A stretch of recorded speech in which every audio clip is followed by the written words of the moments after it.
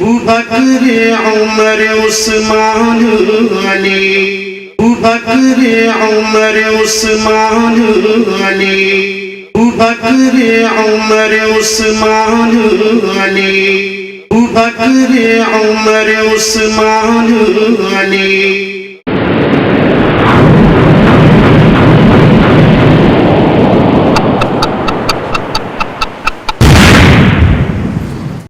I request Hazrat Allama Sahab, Alhamdulillah, we are very fortunate to have Hazrat Allama Sahab here amongst us, and mashallah, those of you who have seen him and heard him before, Alhamdulillah, by listening to his words, mashallah, we realize if people like Allama Sahab are around, then what would our great ancestors, scholars of the past, what would they have been like? And Allama Sahab has spent his whole life, mashallah, speaking about the honor of the Khulafa Rashideen, helping to establish and spread the truth, and has had many debates with different batil sects and religious people as well, and has written many books on hadith, tafsir and fiqh, on the principles of deen, and has recently retired from the Supreme Court, from the responsibilities of being one of the judges in the Supreme Sharia Court of Pakistan. And we pray to Allah, may Allah prolong Hazrat Allama Sahab's life, and may Allah bless his knowledge, and may Allah take further work from him, and may Allah subhanahu wa ta'ala enable us and the ummah to take benefit from such honorable scholars. And with this, I seek your permission, and I would request Allama Sahab to come and take the stage and enlighten us. Alhamdulillah, alhamdulillah wa salamun ala ibadihi allazina istafa, khususan ala sayyidir rusul wa khatamil anbiya wa ala alihi al-atqiya wa ashabil asfiya, amma ba'du, fa a'udhu billahi minash shaitanir rajim. بسم الله الرحمن الرحيم.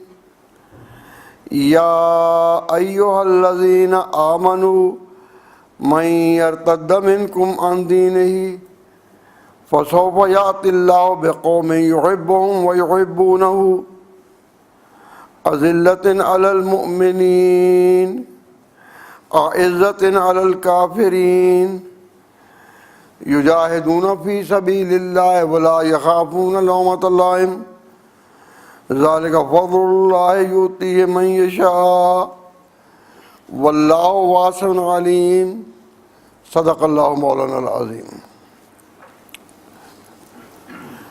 بزرگان محترم،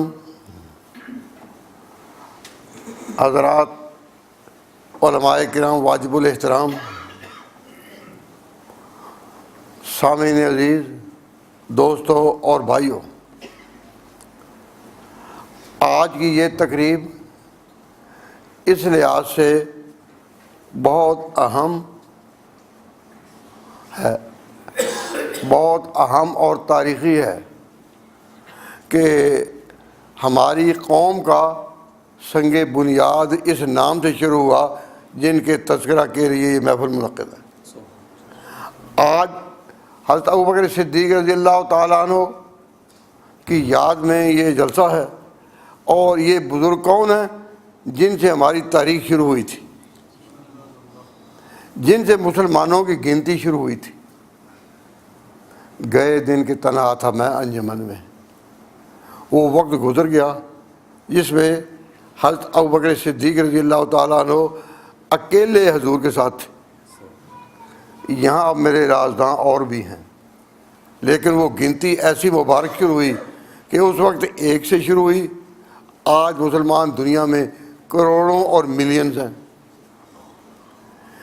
جب تک اس کائنات ہست و بود میں یہ نظام جاری رہے گا، جب تک رات اور دن کا تعاقب جاری رہے گا، جب تک مسلمان اس زمین پر آباد رہیں گے، اور یہ اس زمین پر جب تک اشہد ان لا الہ الا اللہ اور اشہد ان محمد رسول اللہ کی اذانیں گونجیں گی، اس وقت تک ابوبکر صدیق کو خیال عقیدت ساتھ ہوگا، کیونکہ وہاں سے ہم شروع ہوئے تھے۔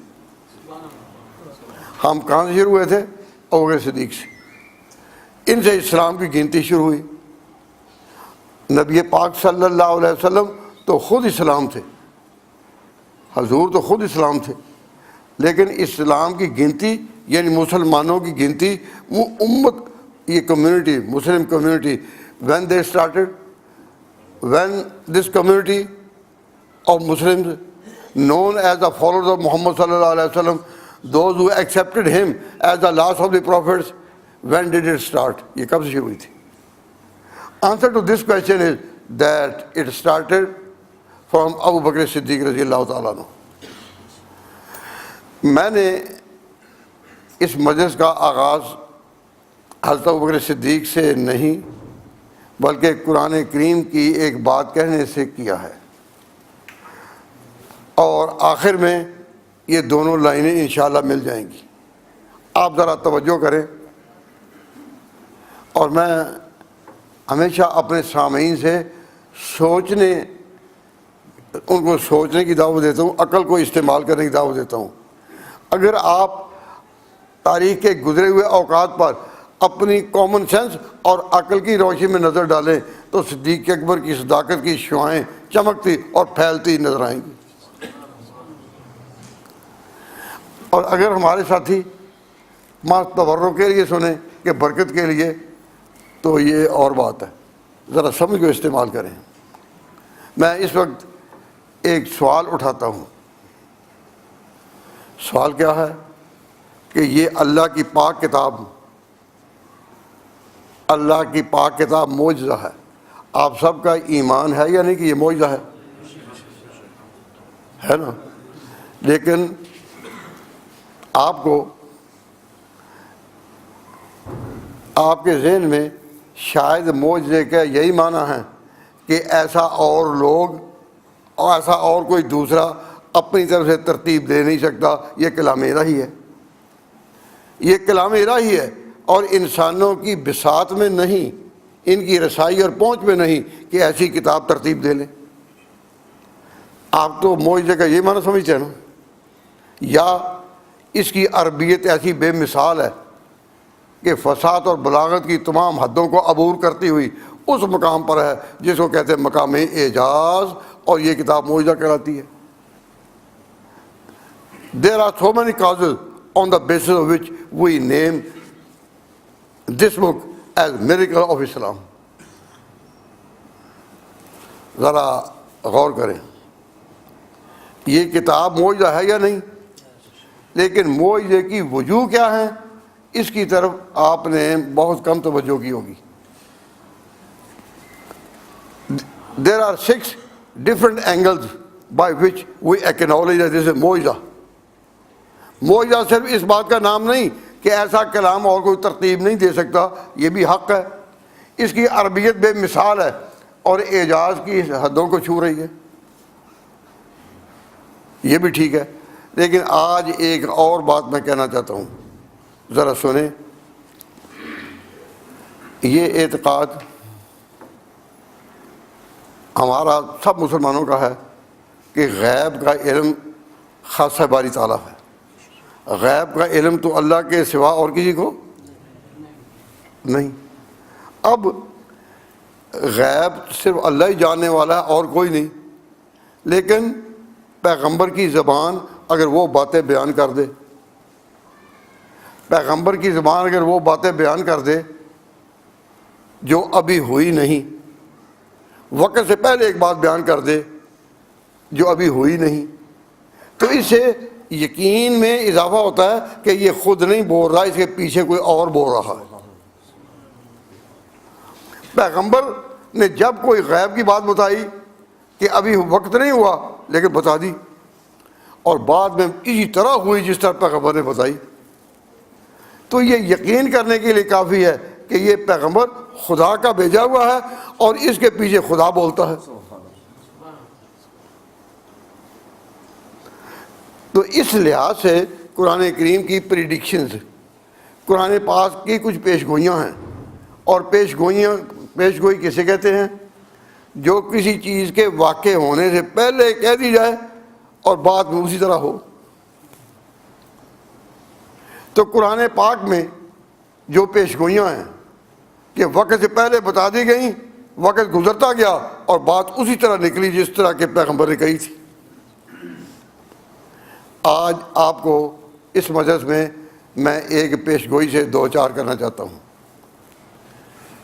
قرآن نبی پاک پر اترا، نبی اکرم صلی اللہ علیہ وسلم پر قرآن اترا، اور جو ہی آپ کی وفات ہو گئی قرآن پاک اینڈ کو آ گیا۔ آپ کی جب وفات قریب تھی قرآن پاک اپنے اینڈ کو آ گیا، اور قرآن پاک میں کچھ باتیں کہہ دی گئیں جو اس وقت نہیں دکھائی دیں، وہ بعد میں دکھائی دیں۔ حضور کی وفات کے بعد قرآن پاک کی وہ باتیں دنیا کے سامنے آئیں۔ ان میں ایک پیش گوئی آج میرے پیش نظر ہے۔ قرآن کریم میں سورت المائدہ میں 6 پارے میں وہ آیت ہے جو میں نے صدر کلام میں آپ کے سامنے تلاوت کی۔ اللہ تعالیٰ فرماتے ہیں یا ایھا الذین آمنو، اے ایمان والو، مخاطب کیا ہے سب کو، یا ایھا الذین آمنو، اے ایمان والو، من یرتد منکم عن دینہ، تم میں سے جو لوگ اپنے دین سے پھر جائیں گے، من یرتد منکم، جو اپنے دین سے پھر جائیں گے۔ کچھ لوگ ایسے ہوں گے کہ جو آئندہ دین سے پھر جائیں گے۔ کب؟ بھائی توجہ ہے؟ فرمایا کچھ لوگ ایسے ہوں گے جو دین سے پھر جائیں گے، لیکن میں آپ کی توجہ اس طرح مبذول کرنے کے لیے پوچھتا ہوں کہ کب؟ آنسر ٹو دس کوشچن، سوال ہوگا کہ وہ دین سے کب گو بیک ہوں گے؟ جواب، حضور کی وفات کے بعد۔ کیوں؟ قرآن کریم میں پیش گوئی کی گئی اور حضور فوت ہو گئے، اور قرآن مجید جب تک پڑھا جائے گا یہ پیش گوئی ہے، یا ایھا الذین آمنو، اے ایمان والو، من یرتد منکم عن دینہ، جو تم میں سے اپنے دین سے پھر جائیں، فسوف یأتی اللہ بقوم، اللہ ان کے مقابلہ کے لیے ایسے لوگوں کو لائے گا۔ وہ جو مرتد ہو جائیں گے ان کے مقابلہ کے لیے اللہ ایسے لوگوں کو لائے گا، یحبہم و یحبونہ، یحبہم، جو اللہ کے محبوب ہوں گے۔ اللہ کے محبوب کون ہیں؟ جو حضور کے ساتھ سچے مخلص ہیں، کیونکہ حضور کو کہا جاتا ہے اللہ کا محبوب، اللہ کے محبوب ہے۔ تو فرمایا فسوف یأتی اللہ بقوم، ایک قوم کی قوم، گروہ کا گروہ، طبقے کا طبقہ ایک کھڑا کیا جائے گا۔ کس کے لیے؟ کہ ان مرتدوں کی بےکنی کرے، ان مرتدوں کو پکڑے۔ اس کے لیے اللہ ایسی قوم لائے گا سامنے۔ اس قوم کی شان کیا ہوگی؟ یحبہم، اللہ ان سے پیار کرتا ہوگا۔ یعنی جس طرح حضور کی شان ہے، حضور اللہ کے محبوب ہیں، وہ سارے ہی اللہ کے محبوب ہوں گے اپنے اپنے درجے میں۔ یحبہم، وہ سارے اللہ کے محبوب ہوں گے، وَيُحِبُّونَهُ، اور اللہ ان کا محبوب ہوگا۔ یعنی وہ اللہ کے محبوب ہوں گے اور اللہ ان کا محبوب ہوگا۔ ایک طبقہ ایسا کھڑا کیا جائے گا، اذلۃ علی المؤمنین، مومنین کے لیے وہ بڑے نرم پیمائش کے ہوں گے، رحماء بینہم ہوں گے مومنین کے لیے۔ اذلۃ علی المؤمنین، مومنین کے لیے وہ بہت نرم ہوں گے۔ اعزۃ علی الکافرین، اور کافروں کے لیے بڑے سخت ہوں گے۔ یجاہدون فی سبیل اللہ، وہ ان مرتدوں کی بے کوئی کے لیے جہاد کریں گے۔ یجاہدون فی سبیل اللہ، اور ان کو کہا جائے گا کہ ابھی وقت نہیں، ابھی تو حضور فوت ہوئے ہیں، لوگوں کے دل زخمی ہیں، تو ابھی چموکھا لڑائی نہیں ہم لڑتے۔ جہاں جہاں مرتد ہوں سب کے مقابلہ کے لیے، جہاں جہاں لوگ مرتد ہوں گے ان کے مقابلہ کے لیے اگر وہ چلے آئیں تو کیا ایسے نازک حالات میں اور ایسے صدمے کے حالات میں چموکھا لڑائی لڑنی آسان ہے؟ نہیں، لوگ کہیں گے کہ ابھی نہ لڑو، ابھی نہ لڑو۔ تو فرمایا اللہ تعالیٰ نے کہ یجاہدون فی سبیل اللہ، بإنہما، وہ اللہ کی راہ